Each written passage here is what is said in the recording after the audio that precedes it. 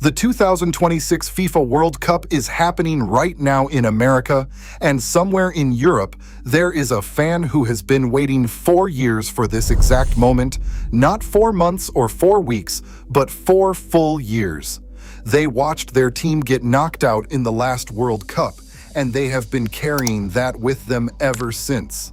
They have watched qualifying matches in half-empty stadiums on Tuesday nights in November. They have argued about team selection with strangers on the internet. They have explained to their children why this tournament matters more than any club match, any league title, any trophy their team might win between now and the next time the World Cup comes around. And right now, that fan is somewhere in America, in a city they have never visited before, watching the tournament they have been building toward for 4 years.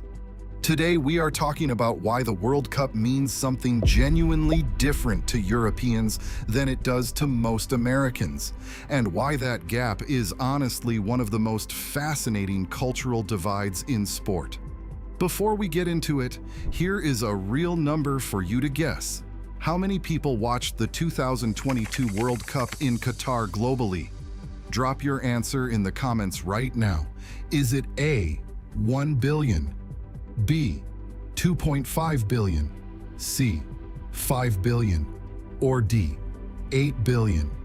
Go ahead and comment now because the answer puts everything we are about to cover into a completely different perspective.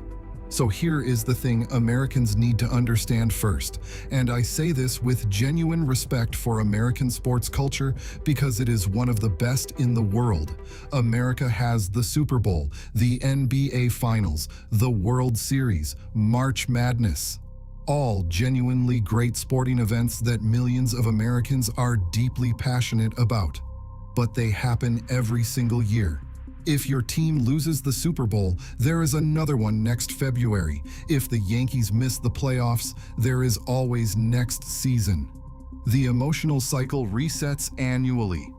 The World Cup happens every 4 years, and for most European countries, it is not just a sporting event. It is the only moment in 4 years that an entire nation stops and watches together. That one structural difference, annual championship versus 4-year championship, changes everything about how people relate to it emotionally. Let us start with what that 4-year wait actually feels like, because honestly, it is hard to put into words if you have not grown up inside it. In Europe, the World Cup is a generational marker. People remember exactly where they were when their country won or lost. France 1998, Germany 2014, and England still talks about 1966, even though that was 60 years ago. The 4-year cycle means every tournament carries the weight of the last one and the hope of the next one. For children, a single World Cup can define their entire early relationship with the sport. For adults, there may only be 5 or 6 World Cups in a lifetime where their national team is genuinely competitive. You do not get infinite chances, you get a handful, and that scarcity is exactly what creates the intensity, and this is precisely what separates the World Cup from even the biggest club competitions. Europeans who follow the Premier League or watch the Champions League final every May will tell you it matters enormously. But club loyalty is complicated, layered, sometimes mercenary. The national team is different. It is not something you choose. It is something you are born into. That distinction is so obvious to a European football fan that they barely think about it. To most Americans, it is genuinely new information. Here is a fact that captures it better than any analogy I could give you. Medical researchers studying the 2006 World Cup in Germany confirmed that cardiac emergencies in Munich were 2.66 times higher on days when Germany played, compared to a control period. Nearly 3 times as many people had heart problems just from watching a football match. That is not a metaphor about passion. That is a peer-reviewed scientific measurement of what this tournament does to people physiologically. The World Cup does not just make Europeans emotional, it literally changes their bodies. Now here is the American side of this, and honestly, this is the part I find most interesting because it is a genuinely fascinating contrast. The reason most Americans struggle to understand the 4-year emotional wait is not because Americans are less passionate about sport. It is structural. America has professional leagues in football, basketball, baseball, and hockey that run year after year with playoffs and championships every single season. The concept of waiting 4 years for your team's only shot at a global title is simply foreign to the American sports experience. An Ipsos poll confirmed that only 2 in 10 Americans consider themselves fans of international or U.S. soccer, far behind the share who follow the NFL, NBA, or MLB. And even during this World Cup, held literally in American cities like the ones hosting matches at MetLife Stadium in New Jersey and SoFi Stadium in Los Angeles, only 24% of Americans say they personally got more interested in the sport. The infrastructure of American sports fandom is built around annual cycles. The emotional mathematics of the 4-year wait just does not naturally compute in that system. What makes this 2026 World Cup particularly interesting for the American side of this conversation is the USMNT. The U.S. men's national team is playing on home soil, in front of their own fans, for the first time in a World Cup. Christian Pulisic, arguably the most recognizable American player in the world right now, is carrying genuine expectation into this tournament in a way that has never quite existed before. And the viewership numbers are reflecting it. USMNT matches have drawn over 30 million viewers in the United States, a number that would have been almost unimaginable a decade ago. Fox Sports and Telemundo, between them, are broadcasting this tournament to an American audience larger than any previous World Cup on U.S. soil. Something is shifting, even if slowly.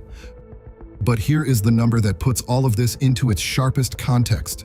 FIFA confirmed that 5 billion people engaged with the 2022 World Cup in Qatar, which is more than half the population of the entire planet watching one sporting event. The Super Bowl, America's biggest sporting event, draws roughly 100 to 120 million viewers in the United States. The World Cup final draws that many viewers from a single country like Brazil or France alone. The World Cup is not just the world's biggest sporting event. It is by a significant margin the most watched human event of any kind that occurs on a regular basis anywhere on Earth. And the reason it generates that level of engagement is precisely because of the 4-year wait. The scarcity creates the intensity. Every match feels like it could be the last chance for a generation of players and a generation of fans. Think about what that meant in 2022.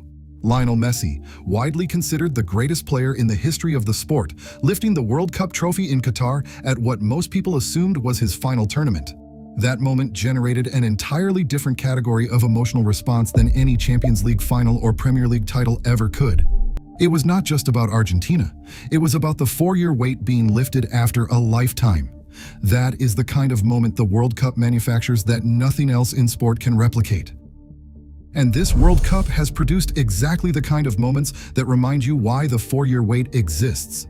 Mexico fans gathered at a public viewing in Mexico City reacted with shifting emotions as England beat Mexico 3-2 in the round of 16. Celebrations after Mexico's opening goal, waves of cheering and flag waving, followed by growing silence as England regained control, then tears and quiet exits as the final whistle confirmed Mexico's elimination.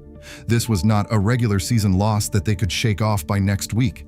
This was the end of 4 years of hope in 90 minutes. For the fans leaving that viewing in Mexico City, the next chance is 2030. Here is the escalation that ties all of this together.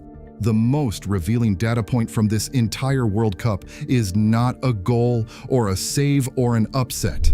It is a number from an Ipsos poll taken while the tournament was literally happening in American cities. 6 in 10 Americans believe the World Cup will increase other Americans' interest in soccer, but only 24% say they personally got more interested. Americans can recognize intellectually that the rest of the world is deeply passionate about this sport without yet feeling that passion themselves. And that gap between understanding something and actually feeling it is the most honest description of where America and the football world currently stand. It is not a criticism of either side. It is just a difference. And understanding that difference is exactly what this channel is here for. All right, let us go back to the quiz. How many people watched the 2022 World Cup globally? The answer is EC 5 billion, confirmed by FIFA directly, which means more than half the planet watching one tournament every 4 years. That is what Europeans are connected to when they say the World Cup matters. That is what they have been waiting for. And that is what most of America is still figuring out how to feel. Now, I want to hear from you. If you are European, what is the earliest World Cup memory you have and how old were you? And if you are American, has this World Cup changed how you think about soccer at all? Drop it in the comments because this one is going to be a genuine conversation on both sides. If you liked this video, hit like, subscribe, and turn on notifications because there is a lot more coming before the final on July 19th, 2026. And always remember, whether you call it football or football, the game always brings us together. I'll see you on the next one.